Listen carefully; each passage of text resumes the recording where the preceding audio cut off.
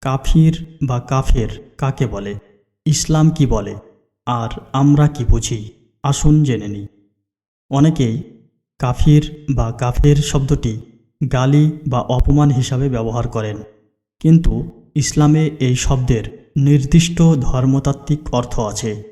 আরবি ভাষায় কাফির শব্দের আবিধানিক অর্থ কুফর, বাংলা অর্থ ঢেকে ফেলা, অস্বীকার করা, সত্য জেনেও প্রত্যাখ্যান করা ইত্যাদি। উদাহরণস্বরূপ বলা যায়, যেমন কোনো কৃষক যখন ফসলের বীজ মাটির নিচে ঢেকে দেয় বা জমিতে বীজ বপন করে, তখন তাকে আরবির ভাষাগত অর্থে কাফির বলা হতো। ইসলামী পরিভাষায় কাফির কাকে বলে? ইসলামী পরিভাষায় কাফির বলা হয় ওই ব্যক্তিকে যে ব্যক্তি আল্লাহ, তার একত্ব, নবী মুহাম্মদ সাল্লাল্লাহু আলাইহি ওয়াসাল্লামের নবুয়ত এবং কুরআনের সত্যতা অস্বীকার করে।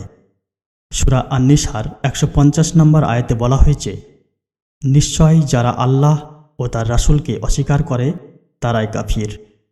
সব অমুসলিমই কি কাফির? ইসলামী আকিদার দৃষ্টিতে যারা ইসলাম গ্রহণ করেনি বা সত্য জানার পরও প্রত্যাখ্যান করেছে, তারা ঈমানের দৃষ্টিতে কাফির। কাফির বললেই কি গালি দেওয়া জায়েজ? একদম না। রাসূলুল্লাহ সাল্লাল্লাহু আলাইহি ওয়াসাল্লাম বলেছেন, যে ব্যক্তি তার মুসলিম ভাইকে কাফির বলে, যদি সে প্রকৃতপক্ষে কাফির না হয়, তবে সে কথা বলার কারণে নিজেই কাফির হয়ে যাওয়ার আশঙ্কা থাকে। সহিহ বুখারীর হাদিস নাম্বার ৬১০৪। তাই কাউকে ব্যক্তিগতভাবে কাফির বলা নিষিদ্ধ। ইসলাম কাফিরদের সাথে কেমন আচরণ করতে বলে? কুরআন বলছে, যারা তোমাদের সঙ্গে দ্বীনের ব্যাপারে যুদ্ধ করে না, তাদের সঙ্গে সদাচরণ ও ন্যায় বিচার করতে আল্লাহ নিষেধ করেন না। সূরা আল-মুমতাহিনা আয়াত নম্বর ৮। আল্লাহ তাআলা বলেন, তাদের সাথে ন্যায় বিচার করতে হবে, মানবিকতা বজায় রাখতে হবে, ভালো ব্যবহার দেখাতে হবে। ইসলাম জোর করে ধর্মান্তর করায় না, ইসলাম ঘৃণা শেখায় না, ইসলাম মানুষকে মানুষ হিসাবে সম্মান করতে শেখায়।